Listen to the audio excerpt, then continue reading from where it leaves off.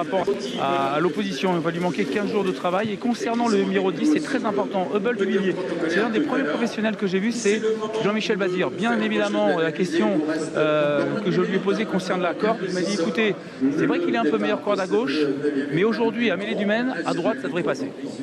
Il avait l'air super au du Vivier. Hein. Ouais. Attention, parce que très calme. C'est quand même le deuxième du prix de Londres hein, cet été. Ouais, c'est une information d'importance, 3,80 €, c'est le deuxième favori de la course. Puis la piste plate, c'est vraiment son truc. Ça va lui plaire. Ouais, ça va lui plaire.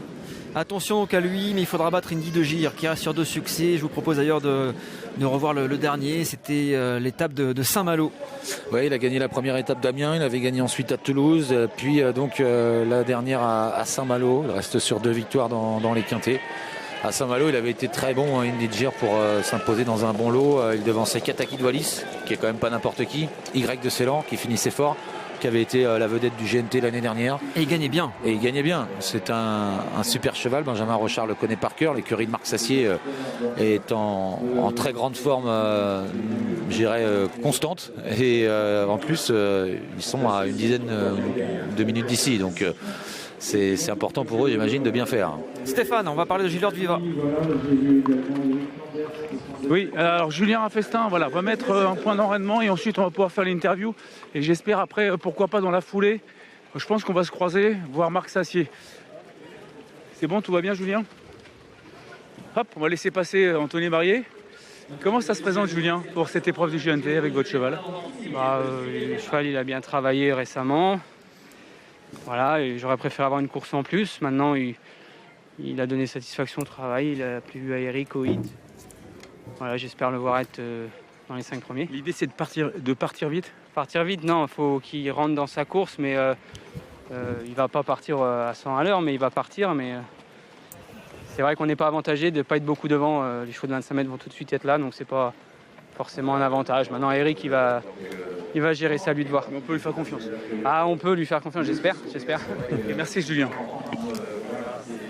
7,40 €, Gilles Viva qui est très en vue, qui reste sur 2 disqualifications, mais il ne faut pas forcément lui en tenir rigueur. A repris de la fraîcheur. Ça, il faut toujours pianoter un petit peu au départ, quoi. Ouais, s'il n'y a pas de problème, je pense que Gilles Viva devrait être dans le quintet. Certainement, comme devraient l'être également les 2 pensionnaires de Marc Sassier qui semblent vraiment très bien représentés dans cette course. Marc Sassier doublement représenté avec le leader, il a été absolument magnifique, impressionnant à Saint-Malo, mais la course d'avant également. Il a couru il y a à peu près un mois. Comment ça se présente pour cette épreuve de Mêlée-du-Maine, Marc? Il est resté, je pense, en bon état de forme. C'est un cheval qui aime bien courir espacé, donc un mois pour lui c'est bien. À l'entraînement je le sens bien. On a l'impression qu'il est plus fort que jamais. C'est vrai que cette année il a vraiment éclaté. J'ai commencé à le défaire régulièrement, j'avais préféré attendre le plus longtemps possible parce que c'était un grand cheval qui n'était pas venu. Et là il est venu à maturité et déféré des 4, il a passé un cap et c'est un cheval de très bon niveau. Ouais. Il peut encore faire une grande prestation aujourd'hui? C'est l'objectif, ouais. On se cache pas, on court pour au moins être dans les 3, voire gagner. Horatius Della, le numéro 8, il est régulier. Rien à reprocher, il fait une super année aussi. L'année dernière c'était déjà très bien, c'est un cheval qu'on ne présente plus. On le connaît, je pense qu'il est resté en bonne forme. Il a été à Cagnes le dernier coup, il a fait quand même un grand déplacement, mais je pense qu'il s'en est bien remis.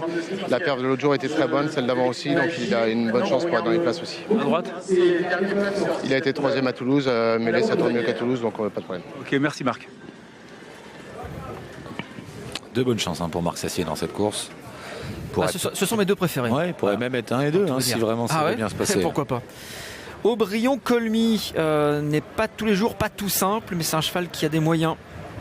Oui, et il est assez confiant, Charlie Marie. Je lui ai dit, écoutez, la dernière prestation est bonne. Il m'a dit, écoutez, mon cheval est vraiment au top en ce moment. Je pense qu'il va bien courir. Et puis il a fait un petit rictus, donc voilà en ce qui concerne le 4 Aubryon Colmy. Et Caviarissime, il a fait la monte. Mais attention parce qu'il a pu s'entraîner quand même assez régulièrement. Ça fait pas longtemps, ça fait 1 mois et demi, je crois qu'il est chez la famille Mautier. Le cheval est quand même pas mal. En tout cas, c'est un cheval de classe.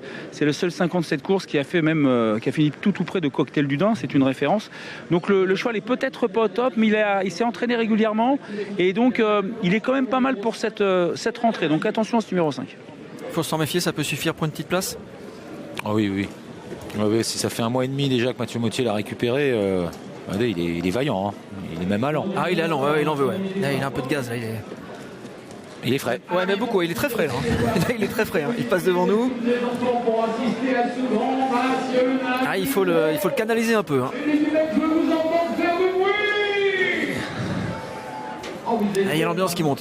Laurent Brunto n'est pas là, mais il y a un ambianceur aussi. Ouais, c'est Lolo du vélo qui est là.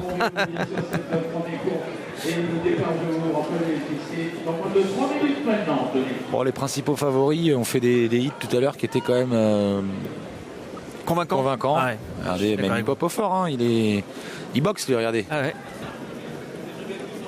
Ah, il est souple. Aperçu Abel Duvivier avec une œillère et une Murphy, donc pour quand même assurer un peu les courbes à droite. On a eu presque un défilé là. Ils sont tous passés devant nous, devant les tribunes qui se remplissent. Il y a un peu de monde et ça c'est plutôt sympa. Pour cette belle réunion, on est à moins de 2 minutes.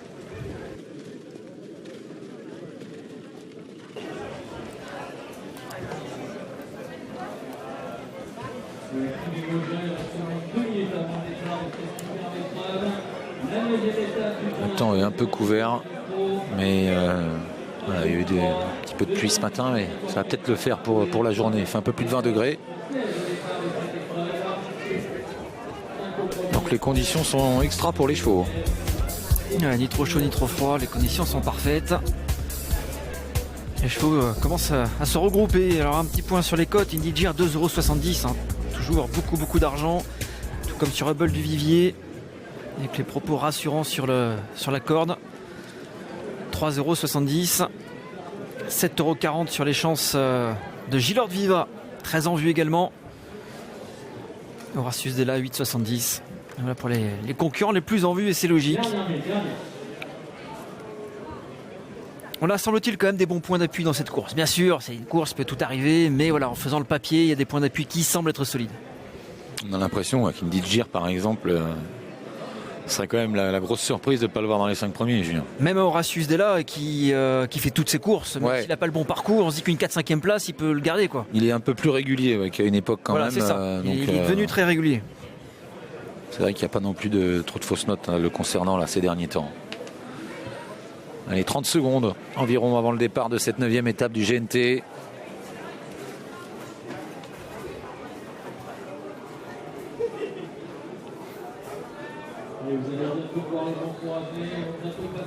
Et une casaque blanche pour Caviarissime.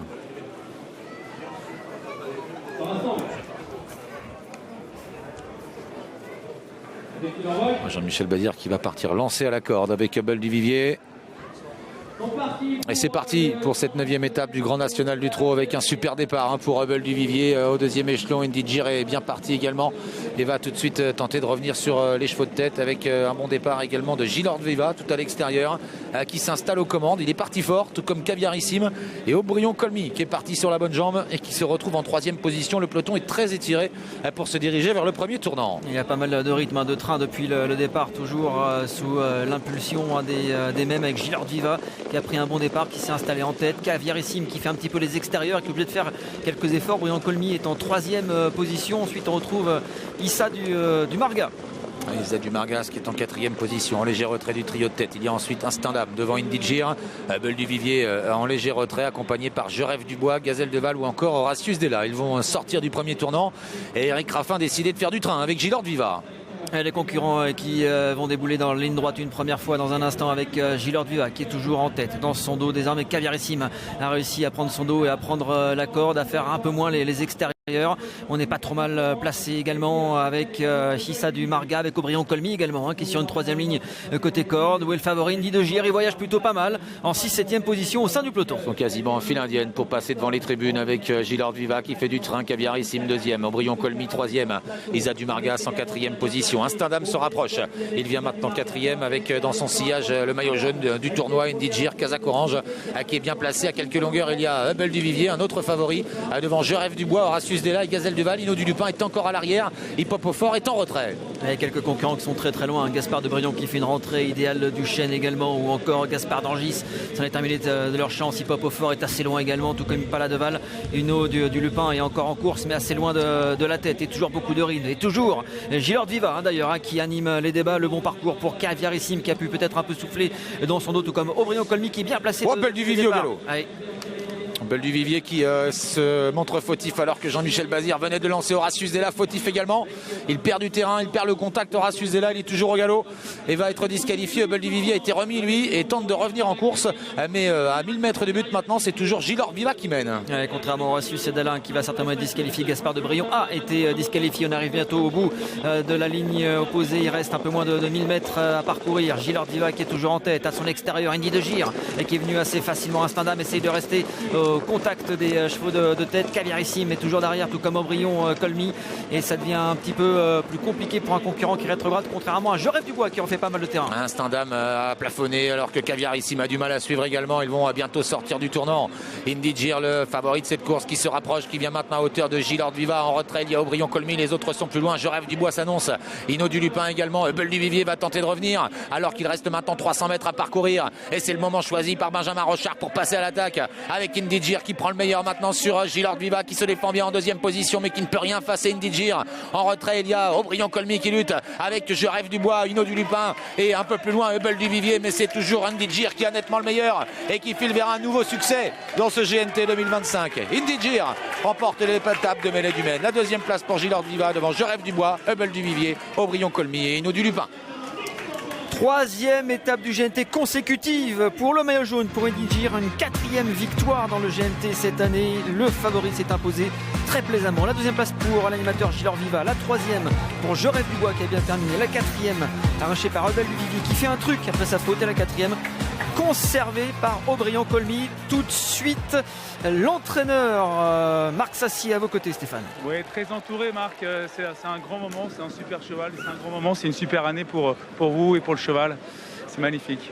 Ouais, et puis en plus pour Jean-Yves qui habite juste à côté, le cheval il a été élevé à 5 km.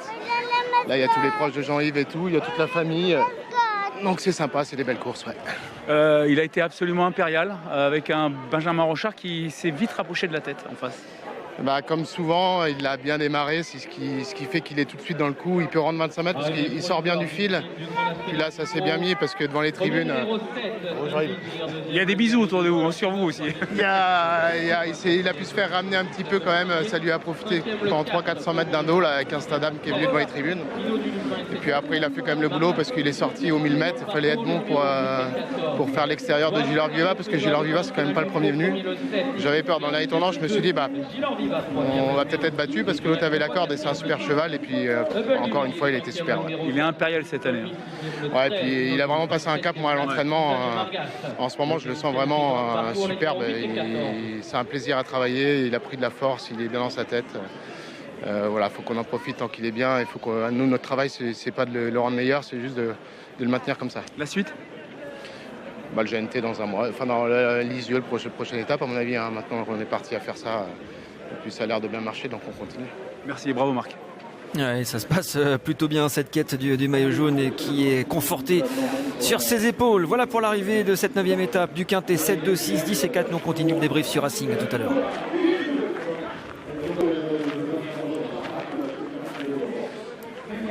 Bon gagné.